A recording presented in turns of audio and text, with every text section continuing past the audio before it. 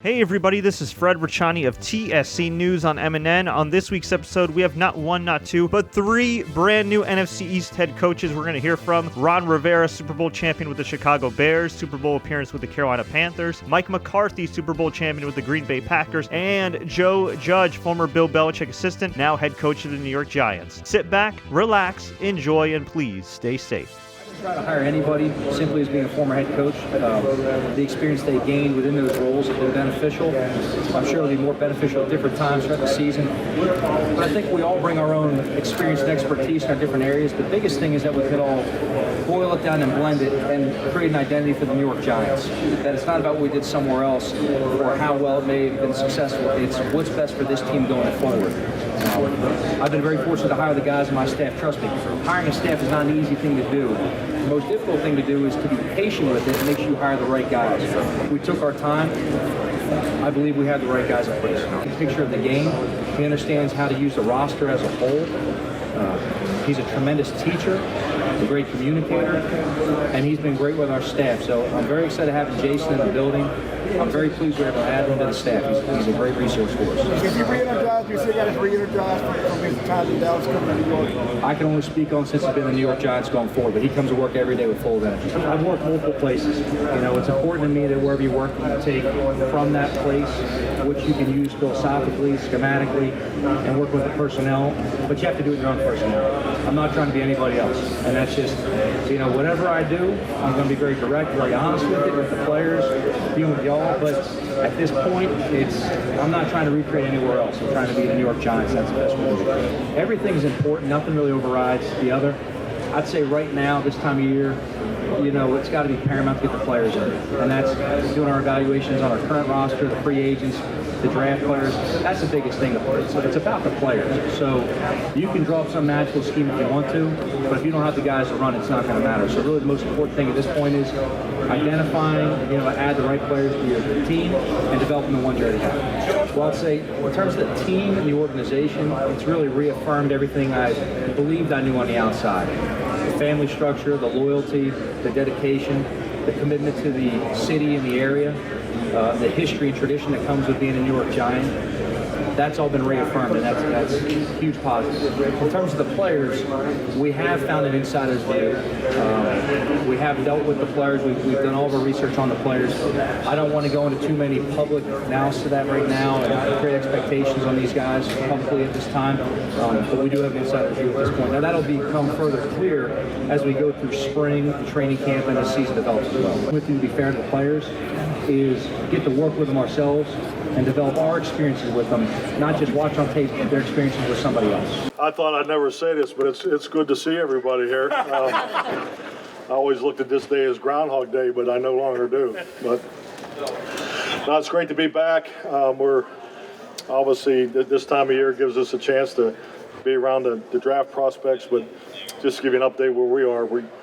As a coaching staff, you know, we've had a chance to get through all the video, and we're starting to build the playbooks, offense, defense, and special teams, and it's now we're starting to, you know, formulate how we're going to put it together with our roster. Obviously, we have a lot of free agents, a lot of business decisions in front of us, and you know, we're still working through that process. But just excited to be here and to get the draft, you know, process started. So with that, I'll take your questions. Coach, what are your early impressions on the Cowboys organization? The organization, the Cowboys organization, it's a unique place. I've enjoyed every day there. The energy is awesome. I think, you know, you feel that from the first time you walk through the doors. So it's, you know, the passion, and it really starts with the Jones family, just the way they approach everything. So I've really had my head down, and I think like all coaches, when you're in that first year, you're just trying to get to the next meeting, get things organized, and you know, because there's a lot of things that are different for all of us. I got a lot of coaches on my staff that I have not worked with before, so just, you know, putting together protocol, policy, you know, the approach and everything everything we do. So whether it's from game management, football technology, going to Oxnard for training camp, so we just have been grinding through all those things and just trying to make sure we're ready we will be ready when the players get back officially April 6th. Is Dak Prescott your franchise quarterback? Dak Prescott? No, definitely. I mean, it's exactly where we want to be with Dak. I think what he's done to this point, speaks to itself. I mean, and really, Dak he's in a business situation right now. I've gone through this as a head coach with a number of my players in the past, and I think, like anything, it's just time to be patient and let the business people work out the business matter, and that's really where we are as an organization, and that's where Dak is in his personal flight to get a contract done. Any concern about if they have to tag him and he doesn't get a deal done, not being available for the offseason program? Really the hypotheticals. Really, it's not really anything I've ever spent much time thinking about.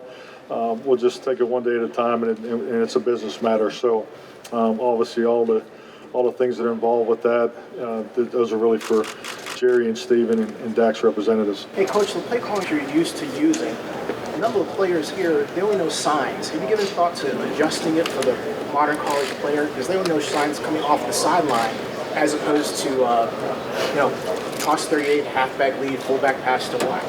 Okay, awesome. I think you got to look at all those things, and really, you have to have a basis, a language, a starting point, and then with that, you do have signs that that pull all that together, because no huddle, 2 minutes. So, but yes, it's important to be very aware of the system that the player that you bring into your program, where he's come from. I've coached receivers that during their college career, they just looked over to the sideline and they ran one of 5 routes. So that's all part of the normal adjustment into the league, and I think you're well taken up. But those are things you can learn from as a coach, and how you can use some of those thoughts and ideas, signals, as part of your 2-minute no huddle offense. Well, you said you'd never give up play calling again. I have a new job.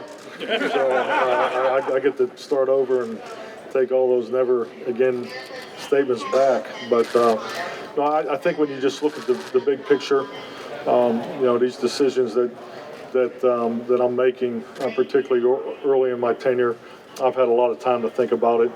I've had a chance to study the opportunities that were in front of me for quite some time. And Dallas was the one opportunity that was something I felt was important to keep the current offense in place because of the success that they've had in the past. The productivity on offense is very high. So there will always be things that are different. I think anytime you have a coaching change, that's obvious. Our approach to offense will change. The design of how we put things together will be different. But it's important to build off of the successful concepts, and particularly the language that's in place. And I'm excited to work with Kellen, and I've really enjoyed our meetings. So I really like the way he looks at the game. Mike, what was your experience like? What was your experience like interviewing with the Giants before you got this job, and were you surprised you left there without an offer? Well, I had a great experience with the Giants. Really enjoyed the day that I was there. First-class organization. I can't say enough about John Mayer and just the time that I was able to spend there. So it was a lot of fun. Thought the interaction was good, but hey, it's a process, and things happen for a reason, and I'm very blessed to be a Dallas Cowboy. You seem rejuvenated after leaving or departing from Green Bay. What did you do after that happened, and are you excited about this new opportunity with the Cowboys? Well, I'm excited about the opportunity with the Cowboys. I'm trying to say that as I'm rejuvenated, give you some energy there. So that's what my media coaches told me. Not that, and I don't have, but with that, I've had a year off. I mean, I think like anything in life, if you have a chance to step back, reflect, and really, take the time to be honest, be transparent about the things that you can improve on. That's all been part of the process. That I went through leading up to, getting the job in Dallas. But, frankly, I haven't reflected 1 minute since I've arrived in Dallas because, like everybody, the coaching staff, we've had our head down and we're grinding away. But, yeah, it's exciting. I mean, it's a great opportunity. Being at the Combine is always fun. I mean, there's always great energy, in this whole city when the Combine comes to town. So I'm just thankful to be here. Not really. To me, it's always, this game will always be about the players, and you can never lose sight of that. I mean, the locker room, it's something that I've always preached as a head coach. The locker room is the most important room in the building, and all your resources and your attention and your energy needs to point towards that, because they play the game. They're the performers. They're really what this game's all about. So coaching's important. I'm not saying that at all, but at the end of the day, they're the priority. So, and I think that needs to be the case. You said Dak Prescott was the type of quarterback that could give you a championship. Why? Well, I think, number one, you just look what he's done in his time in the league. I mean, I think he's been impressive. I know I've been impressed with him since the first time I saw him play live, up in Green Bay when they came to Lambeau there. So, first impressions I think are very important when you see quarterbacks on the field, because in-person evaluations, particularly at that position, I've always carried more weight as far as how I felt about a player. So I think he's gone off to a great start. He's built a really good foundation. I'm told he's a tremendous leader. So in my philosophy, as we get with the personnel department, and as we go through that, I mean, defenses get you to the championship. The quarterbacks win championships, and I definitely feel Dak is that quarterback. You had interactions with him lately? We've been in touch. Yeah, we've been in touch. Just by phone call, or? Yes. Just once again, he's going through this business situation, and I think we all need to respect that. Mike, you've talked about the players, the importance. The next big event's the draft in Las Vegas, and just how that perception, how everything's changed, and not only the Raiders in Vegas, but now you got the draft coming up in Vegas, and how that's, just your thoughts on that, how.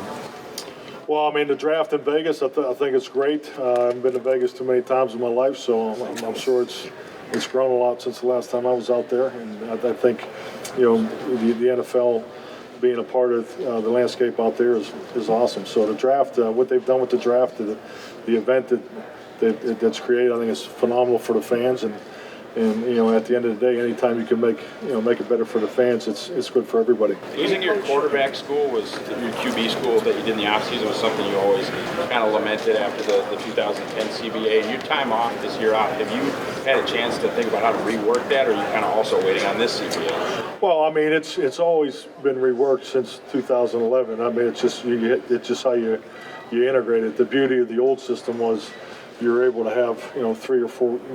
There was like 3 weeks where it was totally uninterrupted. You were out there every day with the quarterbacks, just in a one-on-one atmosphere.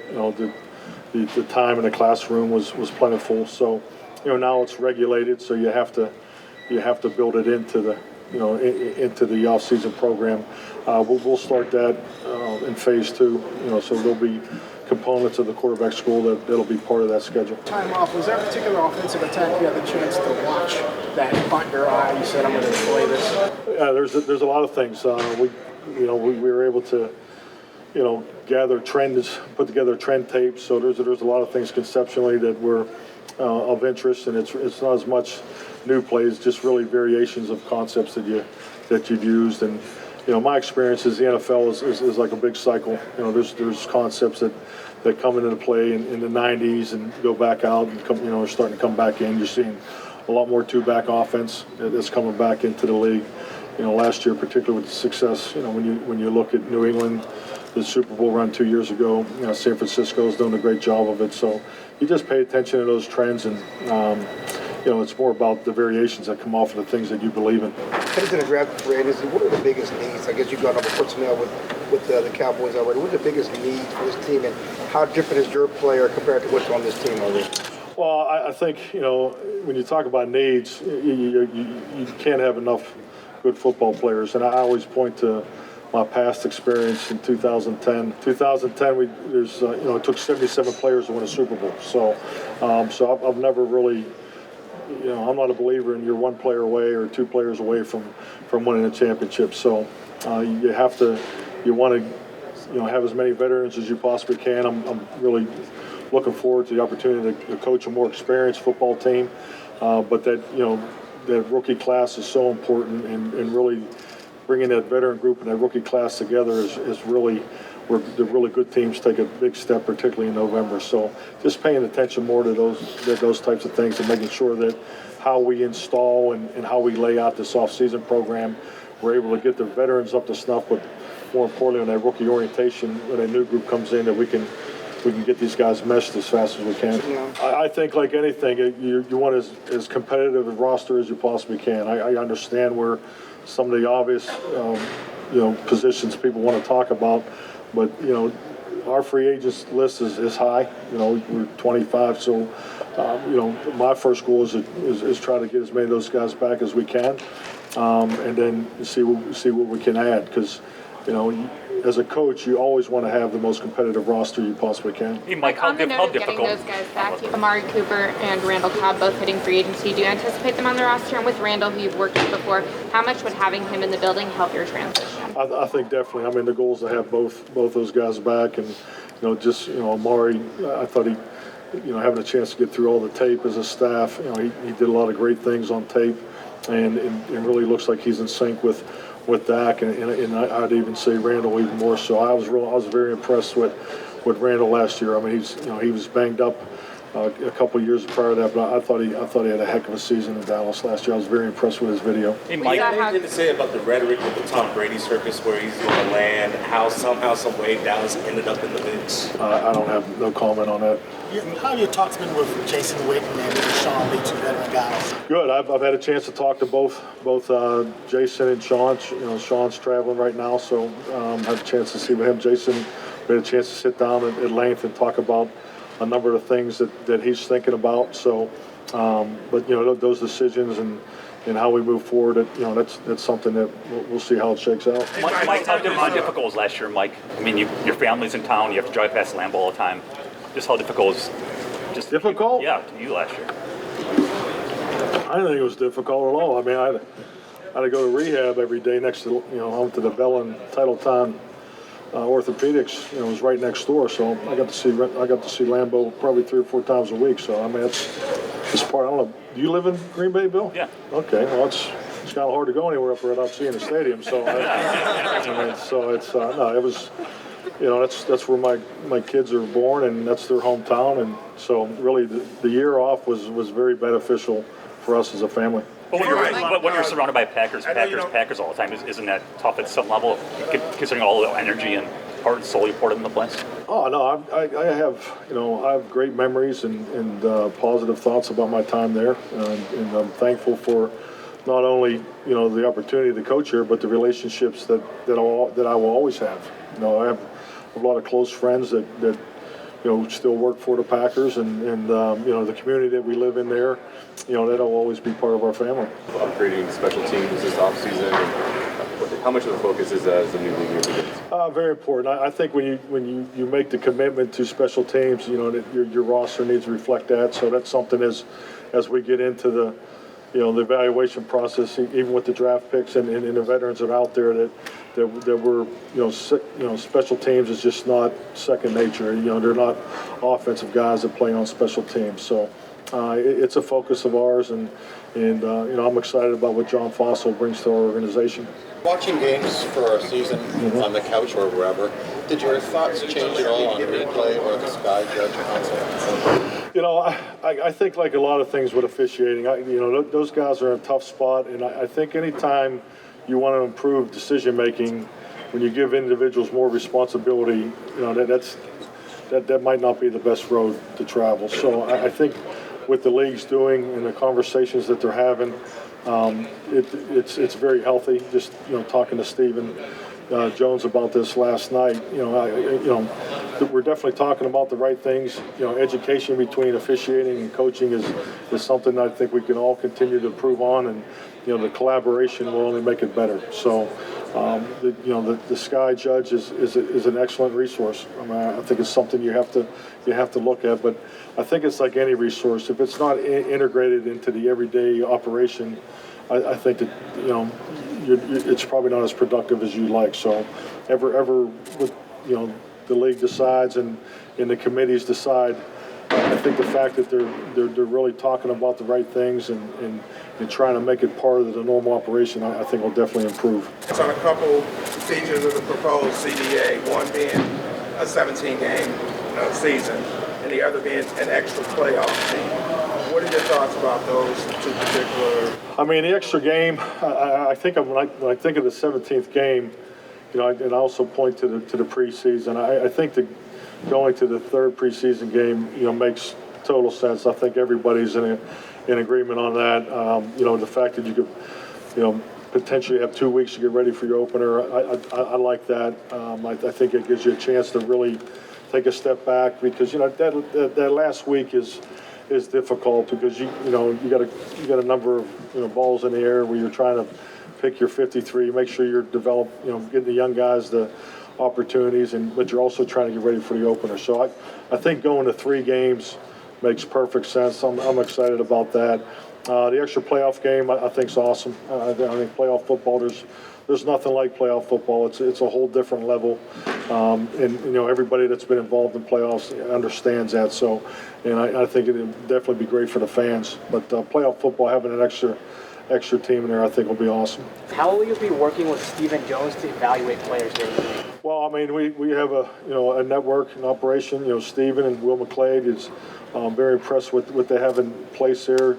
You know, especially from a technology standpoint, you know, their analytics set up the way they go about is different than my past experiences. So I'm looking forward to it, and it's, you know, we're off to a good start.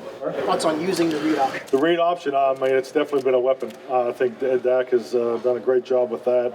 It's, you know, somebody who has a lot of experience, both him and Zeke. You can see it's something that they do very naturally. It's, you know, it's part of the cut-ups and the evaluation that I've been very successful. So, you know, and I just think when you look at the way, you know, he's built and, you know, in his experience in that particular concept, it's definitely something that we'll use moving forward. You always said you're a quarterback-focused offense. How does that relate? Well, I mean, making a quarterback successful, I think, is really common sense. I mean, it's really the, you know, part of the bylaws and how the West Coast offense was designed.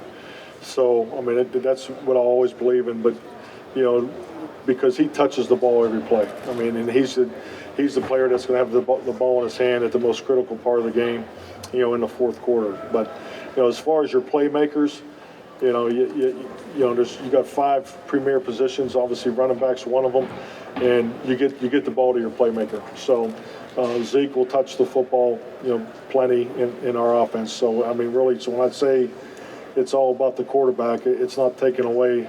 You know, someone has to give the ball to the playmaker. So it makes sense to, you know, to develop that way. But yeah, Zeke will be a primary focus for us offensively. What are your interactions with Dan Snyder been like? They've been very good, very supportive. You know, he's been tremendous. He really has.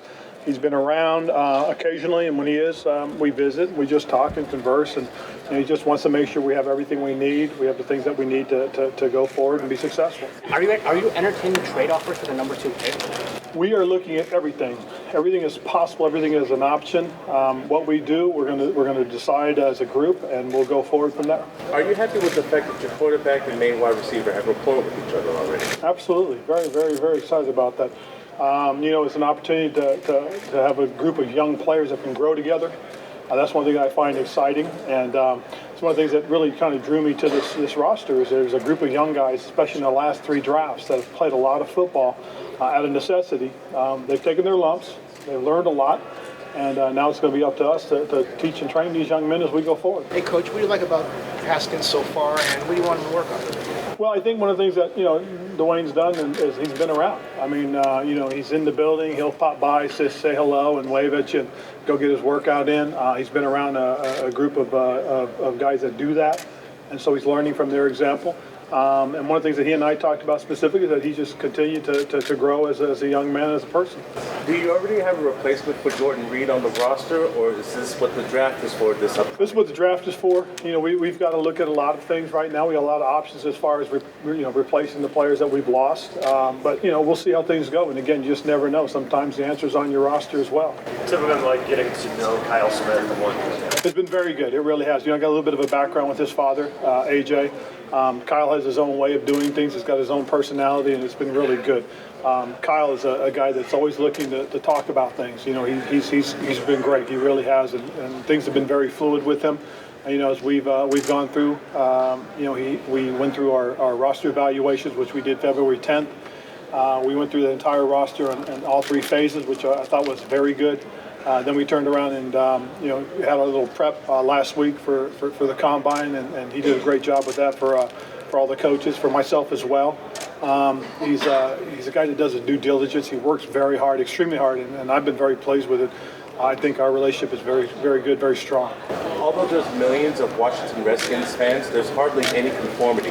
They're at each other's throats constantly on, you know, Facebook, Twitter, other things like that. Do you believe your coaching and the fact that you bring a winning mentality can bring some conformity to the Washington Redskins fan base? Well, I just hope the fan base comes back out and cheers for us, because, you know, we can't do this by ourselves. We need them to rally around us. We need them, you know, support us. But at the same time, we got to put a product out there they're willing to come out and support. So it's going to be exciting. It's going to be entertaining, and you know, it'd be good to have the fans behind us. Ron, you said that you guys have looked at all 3 phases on the roster and come up with your assessment there. What is your assessment? Where do you guys feel like you have strong suits? Where do you all feel like you have weaknesses? Well, we do have some strengths, and we feel very good about those strengths, and we're going to continue to work to develop those strengths.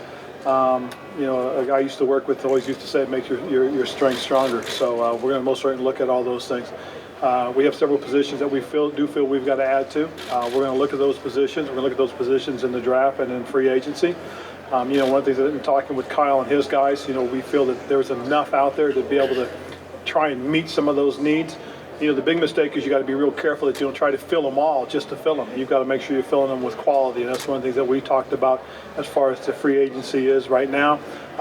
You know, it doesn't open for a few more weeks actually, but we've also talked about making sure that we've identified those positions and we've looked at them, and we've had the coaches evaluate those positions for us, the names that are on the list that Kyle and his guys provided us. We've looked at those guys, and we've done the same thing with the draft. You know, we've identified the strengths in the draft. A lot of them do fit our need, so we feel pretty good about that as well, and we've evaluated those. Hey, Coach, your thoughts about the combine class without giving away too much? Anything I think it's a good combine class, you know, in several positions. You know, and again, you know, you've got to continue the evaluation process. This is still early.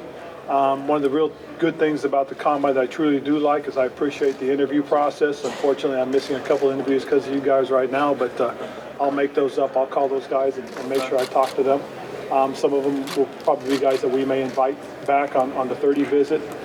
Some of them will be guys that we'll go out and watch personally at some of their workouts as well. Were you able to find common ground with Trent Williams? Trent Williams and I have had our conversations. We've talked, and again, that's a work in progress, and we'll see how things unfold. But, you know, again, it's just a fluid situation.